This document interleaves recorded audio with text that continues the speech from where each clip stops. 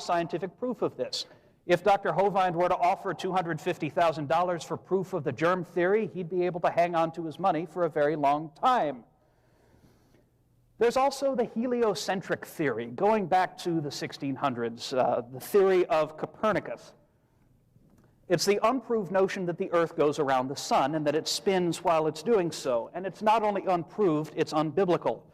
Dr. Hovind, you mentioned earlier that the Earth was spinning over 1,000 miles per hour at the equator, if I wrote that down correctly. There is a verse in the Psalms, I believe it's Psalm 91, that says, "The earth also is established, therefore it shall not be moved." Clearly you were calling King David a liar.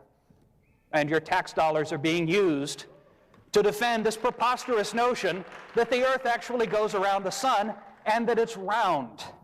There is actually a group of biblical flat earthers based out of Lancaster, California, with some very interesting information on the web. And this is not being presented in our astronomy classes. There's more. There's this unproved notion called electromagnetic theory that is being taught as if it were fact to our engineers and our physicists and our electronics technicians that supposedly explains electricity and magnetism, but it's only a theory. I did some reading in engineering textbooks. It penetrated even there. You will find references in these textbooks to plasticity theory. This is only a theory. It is not proved that metals bend in a particular way when you put weight on them. And finally, the atomic theory, the utterly unproved notion, which a number of prominent physicists like the German Ernst Mach have disagreed with, that everything is made up of some sort of invisible atoms that you can't actually see.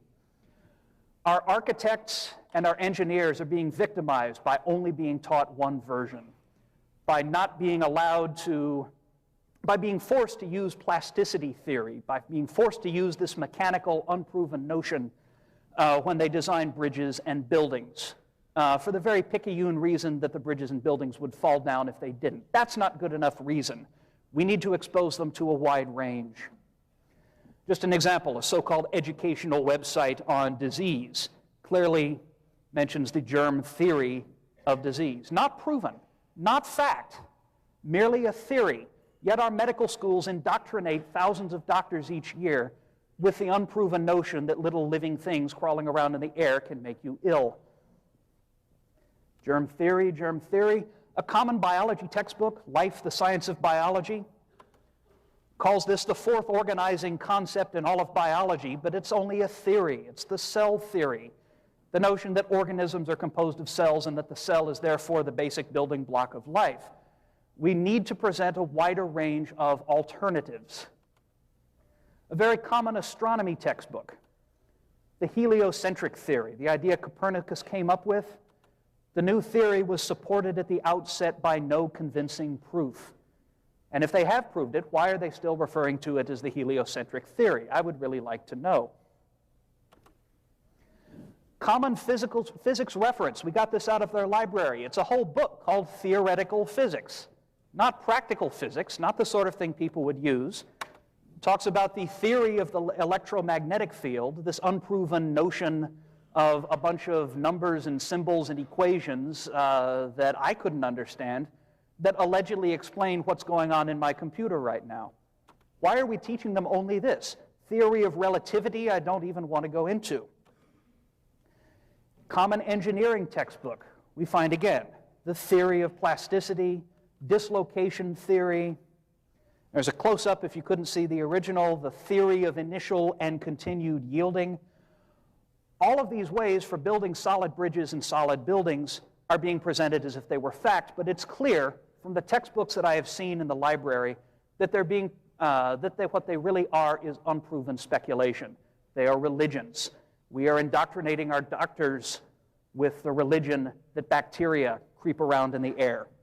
So, Dr. Hovind, I think I fundamentally agree with you about the impact that evolution has had on society, but it has its tentacles in areas much farther than just biology. Our society is being eroded at the core from the widespread acceptance of unproven theories in everything from building design, bridge design, aircraft design, to physics and to chemistry. And I say, I agree, we should tear all of these pages out and remove all of these books from our libraries and do nothing whatsoever but teach facts. Thank you very much.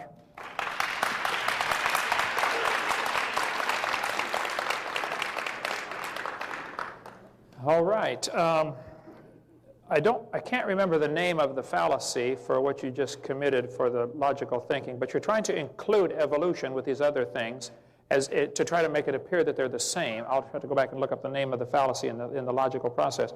But we observe cells. To say the cell theory, I mean, you can see them under the microscope. I've seen them and worked on them many thousands of times. You can see the effects of the electromagnetic theory. You can see the results. I would like to see what results we have from the evolution theory. What advancements to modern science do we have? What good has this done? And I think I could point out, if we had time, scores of examples where the textbooks do not refer to it as the evolution theory. They refer to it as the fact of evolution. And they'll say statements like, you know, all species of life have a common ancestor. That has not been observed. It's not even said that this is a theory that all species of life have a common ancestor.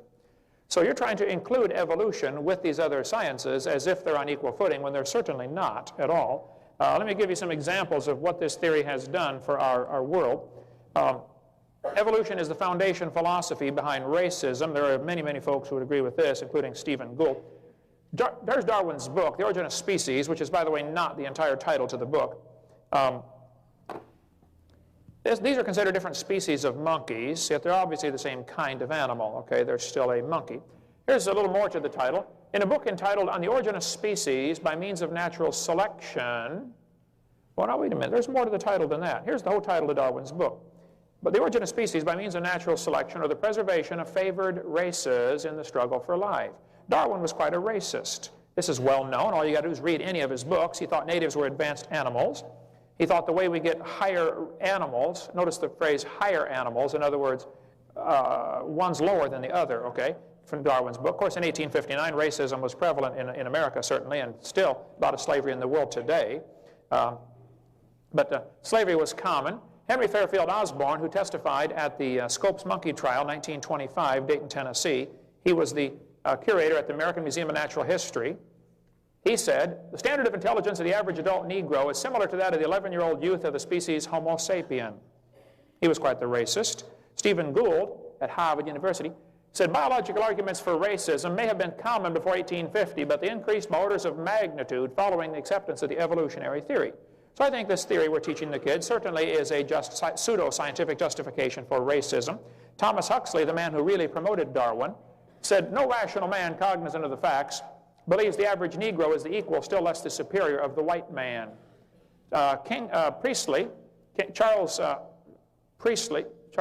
Kingsley, there it is, was the Anglican priest who said this, the black people of Australia, exactly the same race as the African Negro, cannot take in the gospel.